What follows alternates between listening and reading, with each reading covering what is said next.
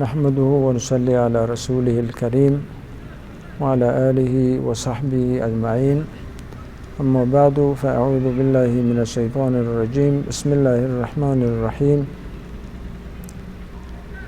إنما يعمر مساجد الله من آمن بالله واليوم الآخر الآية. وقال رسول الله صلى الله عليه وسلم من بنى لله مسجدا بنى الله له بيتا في الجنة متفق عليه. Aziz Müslüman doğanlar, her yerdeki bizim sesimizde eşliyorsunuz. Biz İmam Abu Hanife camiden merkezi Şah Gaysar Ulusuvallık Meymene Pariyab vilayetinden İmam Abu Hanife'nin medrese ve mescid camisinden sözlüyoruz.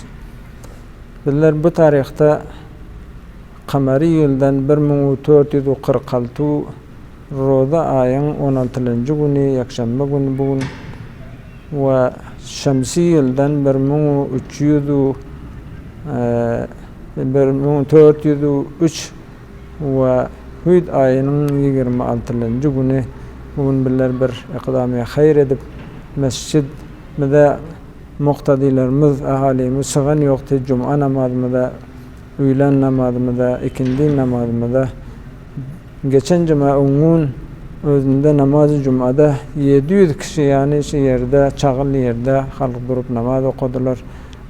Issıda, calada, soğukta Müslümanlar ile teklifti ve inkılap illerden kavimlerimizden bibiza attılar.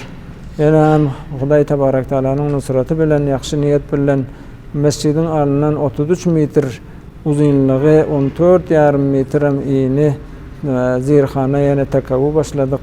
Olan bir mescid olmalı, üstü sıpa bolup olam namaz okarayan yer ve medimlerimize, Müslüman doğanlarımıza bir antarçılık geltin ibadete ve onun üstüne hem ayın çadır bilen, gadar bilen bile saye eders yaparız deyip ikdam edip bana başlayıp ve bereket tapsın, hayır görsün Müslüman doğanlarımıza bana komaklaşıp, yardımlaşıp dururlar.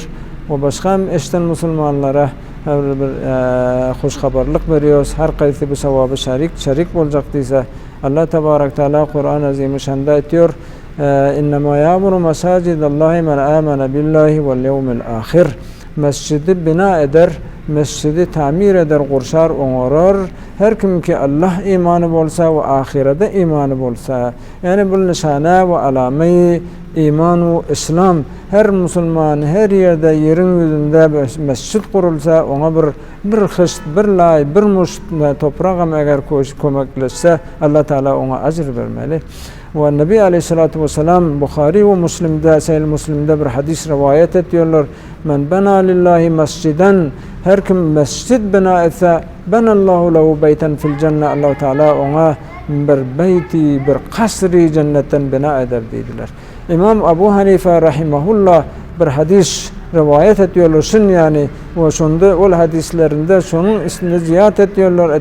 Bir çaykelin, bir kuşun üyü yani mescid bina etsem Allah Teala ona kasır verir. Yani bir kuşun üyünde ki namazı kabul olmuyor. Yani bir adam bir secde edilecek, bir ayak duracak yani bir hıştem eğer bir aberdaşam Müslümanlar komaklaşan olsa Allah Teala ona cennetten kasır nasip etmeli. Her Müslüman biraderimiz bu sevap işe şerik buluyor, ona Allah acri azim versin.